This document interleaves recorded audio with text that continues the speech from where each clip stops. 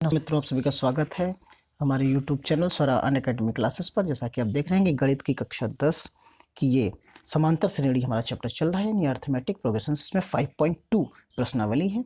इसके कुछ क्वेश्चन हम पिछले वीडियोस में सॉल्व कर चुके हैं। आज हम यहाँ सॉल्व करेंगे 13, 14, 15, 16 और 17। इन क्वेश्चंस को हमने आज यहाँ पर लिया है। इसमें से देखते हैं कि कितने क्वेश्चंस सॉल्व हो पाते हैं। आइए शुरू करते हैं। पहला क्वेश्चन इसका सॉल्व करते हैं। इसमें बताया गया है कि क्वेश्चन नंबर जो 13 है उसमें कहा गया कि 3 अंकों वाली जो है हमारी,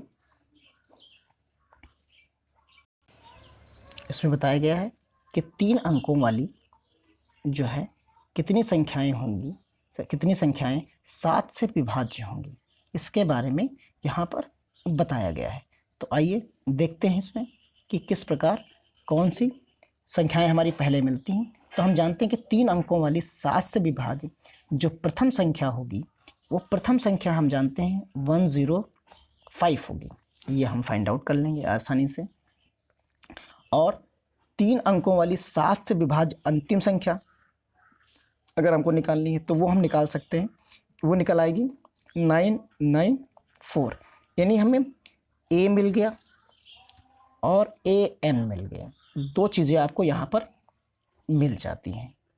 और बाकी 7 जो D है, क्योंकि 7 7 का ही डिफरेंस आएगा, तो D हमारा 7 हो जाता है। तो इस प्रकार हम क्या निकाल सकते हैं, निकालना क्या है हमें N, हम आसानी से फाइंड आउट कर सकते हैं। तो आइए शुरू करते हैं।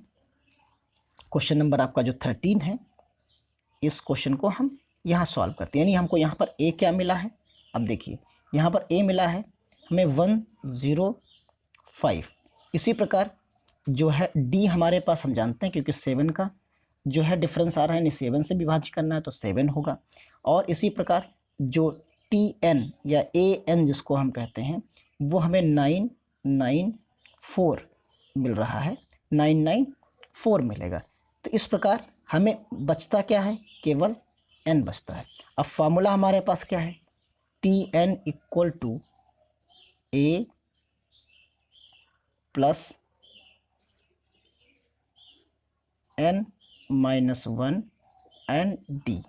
ये यहाँ पर जो है हमें मिलेगा। ये फार्मूला हमें, ये आपको सभी को याद है कि कौन सा फार्मूला है। अब लगाते हैं सवाल को, शुरू करते हैं, सारी वैल्यू पुट करते हैं एक एक करके। तो यहाँ आपको मिलेगा A इक्वल यहाँ मिलेगा आपको, देखिए TN, यहाँ मिलेगा TN equal to A plus N minus 1 and D। ये हमने फॉर्मूला लिखा। अब जो जो वैल्यू हमें हमारे पास है उस वैल्यू को हम यहाँ पर पुट करते हैं। यहाँ हमें मिलेगी 994 इक्वल टू 105 प्लस N हमें फाइंड आउट करना है, D हमारे पास 7 है। अब जैसे ही ये चीज़ मिलेगी तो यहाँ हम लिख सकते हैं N minus 1 multiplied by 7 equal to 994 minus 105। जैसे ही हम इसमें से सब्ट्रैक्ट करेंगे तो हमें मिल जाएगा 889 मिल जाएगा। ये चीज़ मिल जाएगी। इसको हम डिवाइड करेंगे अगले स्टेप में। तो यहाँ हमें मिलेगा N minus 1 equal to 889 divided by 7। यहाँ हमें 7 मिल जाएगा। फिर इसमें देखते हैं क्या मिलेगा। इसके बाद डिवाइड करने के बाद 127 आपको मिल जाएगा। फिर N इक्वल टू 127 प्लस 1 हो जाएगा, यानी N इक्वल टू कितना मिल जाएगा, 128 मिल जाएगा। तो इस प्रकार हम इस सवाल को आसानी से सॉल्व कर सकते हैं और कह सकते हैं कि जो कुल संख्याएं होंगी वो 128 होंगी। अब इसी प्रकार अगले क्वेश्चन की तरफ देखते हैं। तो अगले क्वेश्चन में क्या आपको मिलेगा, अगले क्वेश्चन में है कि 14th क्वेश्चन है, 10 और 120 के मध्य जो बीच में 4 के गुणज, तो 4 के कितने गुणज होंगे। तो यहाँ 4 के गुणज की बात करते हैं। तो 10 के बाद जो पहला गुणज हमें मिलेगा वो पहला गुणज कौन सा मिलेगा, आप अगर ध्यान दें तो 10 के बाद तुरंत जो ऐसी संख्या में होगी वो 12 होगी, जो 4 से डिवाइड हो जाएगी। इसी प्रकार जो लास्ट होगी जैसे उसमें हमने लास्ट फाइंड आउट कर ली थी, आप भाग करके देख सकते हैं। तो जो 2 4 8 आपको मिल जाएगी, क्योंकि गुणज 4 के निकालने हैं तो डिफरेंस कितना आ जाएगा, वो 4 आ जाएगा।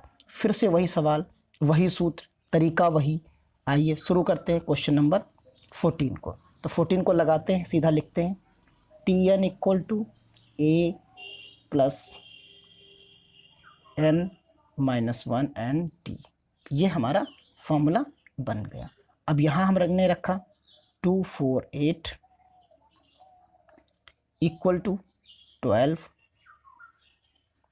यहाँ 12 बना, और 12 के बाद क्या बनेगा, प्लस n माइनस 1 और डी हमारे पास कितना है, 4 है। इस प्रकार चीज़ यहाँ बनी। अब इसको हम जब सॉल्व करेंगे तो हमको क्या मिलेगा, n minus 1 and 4 equal to 2 4 8 minus 12 मिल जाएगा।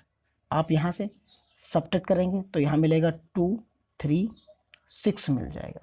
अब इसके बाद आप डिवाइड करिए, तो यहाँ जब डिवाइड करेंगे तो यहाँ मिलेगा n minus 1 equal to 236 divided by 4 मिलेगा। आप जैसे ही डिवाइड करोगे वैसे ही आपको मिल जाएगा, यहाँ पर 59 मिलेगा, और n बराबर 59 प्लस 1 इक्वल टू 60, यानी n इक्वल टू आपको क्या मिला, 60 आंसर मिल जाता है। यानी कितने गुणज होंगे, वो 60 गुणज हो जाएंगे। इसी प्रकार अगले क्वेश्चन की तरफ चलते हैं। तो क्वेश्चन नंबर जो आपका 15 है उसे सॉल्व करते हैं। क्वेश्चन नंबर 15 की तरफ जाते हैं। तो क्वेश्चन नंबर 15 जो आपको मिलेगा, तो क्वेश्चन नंबर 15 में देखिए, n के किस मान के लिए दोनों समांतर श्रेणियां, यानी एक ये समांतर श्रेणी दी है और एक ये समांतर श्रेणी है, कि nवें पद पर बराबर होंगे। यानी हमें n का मान निकालना जिसपे ये दोनों बराबर आए nवें पद पर। तो पहले हम फर्स्ट वाली AP का निकालते हैं, फिर दूसरी वाली AP का निकालते हैं, फिर दोनों को बराबर रख देते हैं। तो देखते हैं, तो सबसे पहले क्या मिलेगा, क्वेश्चन नंबर 15 हमारे पास है। क्वेश्चन नंबर 15 हम यहाँ पर सॉल्व कर सकते हैं। तो यहाँ पर हमको क्या लिखना है कि फर्स्ट AP अर्थमेटिक प्रोग्रेशन, इसके बारे में सॉल्व करेंगे। तो यहाँ जो हमें सीरीज दी गई थी उसमें 63 था ये। D जब हम दोनों को घटाएंगे तो हमें क्या मिलेगा, 2 मिलेगा। इस प्रकार हम Tn, हम कहा गया कि Tn बराबर होंगे, तो हम Tn बराबर पहले निकाल लेते हैं, A plus n minus 1 and D, और यहाँ क्या मिलेगा, तो यहाँ 63 होगा, प्लस n माइनस 1 एंड 2 होगा।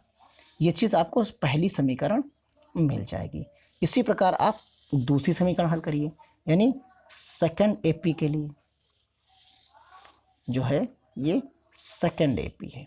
इसके लिए आप जब सॉल्व करेंगे तो आपको क्या मिलेगा, देखिए सेकंड AP के लिए जब आप सॉल्व करेंगे तो यहाँ आपके पास A इक्वल टू कितना है, 3 दिया है, एंड D इक्वल टू कितना दिया है, 10 माइनस 3 है, तो यानी यहाँ आपको क्या मिलेगा, 7 मिल जाएगा।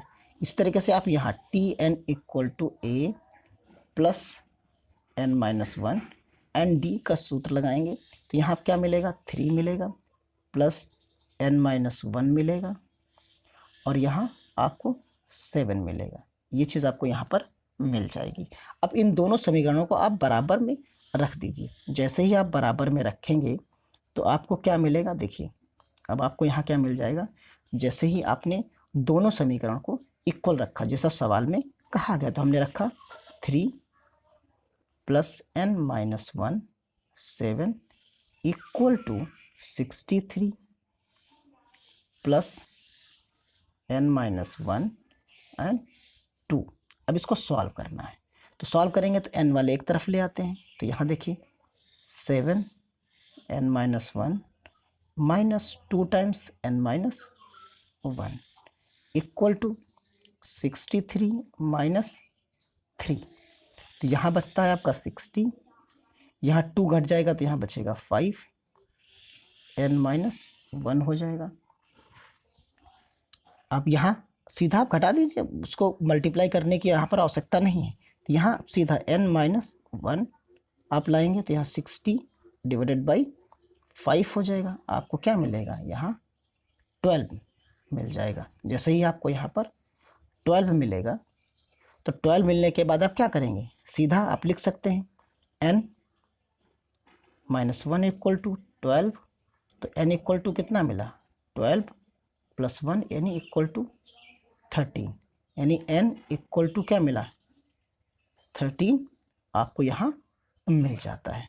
अब चलते हैं आपके अगले सवाल की तरफ। सवाल नंबर आपका जो 16 है, 16 में देखिए क्या कह रहा है कि वह AP ज्ञात कीजिए जिसका तीसरा पद यानी T3 इक्वल टू 16 है एंड सातवां यानी T7 और पद वह पांचवें पद से 12 अधिक है। तो इसमें उसने कहा कि उससे वो 12 अधिक है। तो आइए इसको लगाते हैं, शुरू करते हैं। T7 और T5 में जो अंतर आ रहा है से वो T5 में पद से कितना अधिक है, वो 12 अधिक है। तो इस फॉर्मूले का हम यहाँ पर इस्तेमाल कर लेते हैं। तो देखिए क्वेश्चन नंबर जो 16 आपका है उसे हम यहाँ सॉल्व कर रहे हैं। तो यहाँ जो आपको मिलेगा वो हमने जो माना है, प्रथम पद हमारे लिए A रहता है और सर्वांतर जो रहता है वो D रहता है। तो इस प्रकार जो हमारा सूत्र बनता है वो Tn बराबर A plus n-1 N D बनता है। तो T3 उसने कहा, जो T3 है वो उसने कहा कि A प्लस 2D हमारा यहाँ पर बन जाएगा। और ये किसके बराबर है, 16 के बराबर है। यानी हम कह सकते हैं कि A plus 2D equal to 16 होगा। तो ये हमारी पहली समीकरण बन जाती है। इसी प्रकार अगर हम बात करें तो उसने कहा कि जो दोनों में अंतर है वो T7 माइनस T5 जो मिल रहा है वो 12 के बराबर है। तो इसकी जगह पर हम क्या रख सकते हैं, A प्लस 6D रख सकते हैं, माइनस यहाँ रखेंगे, जैसे इसको ब्रैकेट में आप बंद कर लीजिए अगर आपको दिक्कत है, तो A प्लस 4D रखेंगे इक्वल टू 12 होगा। तो यहाँ क्या मिलेगा, A plus 6D minus A minus 4D equal to 12। यहाँ A कैंसिल आउट हो जाएगा, ये 6 से घटेगा तो यहाँ 2D इक्वल टू 12 मिलेगा। और जैसे ही आप डिवाइड करोगे तो D का मान आपको पता चल जाएगा, D बराबर 12 डिवाइडेड बाई 2, यानी आंसर क्या मिला, 6, यानी D इक्वल टू आपको 6 मिल जाता है। D बराबर जैसे ही आपको 6 मिला तो जो पहली समीकरण आपने बनाई थी 3 के लिए, यानी A प्लस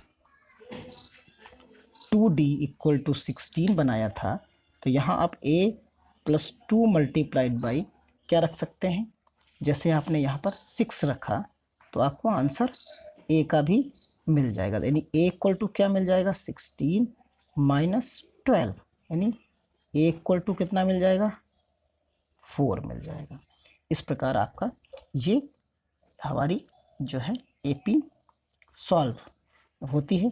इस प्रकार जो अभीष्ट AP हमारी बनेगी वो 4 + 6 या इस तरीके से 4 + 10, इस तरीके से हमारी AP चलती चली जाएगी। यानी 6 उसमें आया तो पहली AP हमारी क्या बनेगी, देखिए पहली AP में 4 आएगा, फिर अगले में 6 जुड़ जाएगा तो क्या मिलेगा, 10 मिलेगा, फिर 6 जुड़ जाएगा तो 16 मिलेगा, फिर जुड़ जाएगा तो 22 मिलेगा।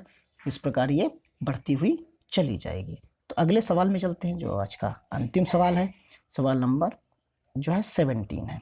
तो इसमें देखिए AP एक दी गई है, इसका अंतिम पद 20वां पद ज्ञात करना है। तो यहीं यानी हमारे पास क्या है, यहाँ पर देखिए यहाँ पर हमारे पास जो अंतिम पद दिया गया कि 20वां पद, यानी अंतिम पद तो दिया गया हमें, देखिए ये लास्ट पद है, लेकिन उसने कहा कि अंतिम पद से 20वां पद, यानी इसमें कोई 20वां पद होगा वो हमें ज्ञात करना है। यानी n जो है वो कौन सा आएगा वो हमें फाइंड आउट कर लेना है। तो यानी हम लिख सकते हैं कि यहाँ पर जो हमारे पास आएगा, तो एक सूत्र है, हम आपको बता दें कि जब हम अंतिम पद से पहले पद को निकालते, यानी जब भी आप अंतिम पद से पहले पद को निकालना हो, अंतिम पद से पहले वाले पद निकालने हो, तो आप उसको लिखिए कि अंतिम पद से पहले nवां पद तो जो होगा वो L minus n-1 and D का हम फॉर्मूला यूज करेंगे, ये वाला फार्मूला अंतिम पद से पहले वाला पद जो होगा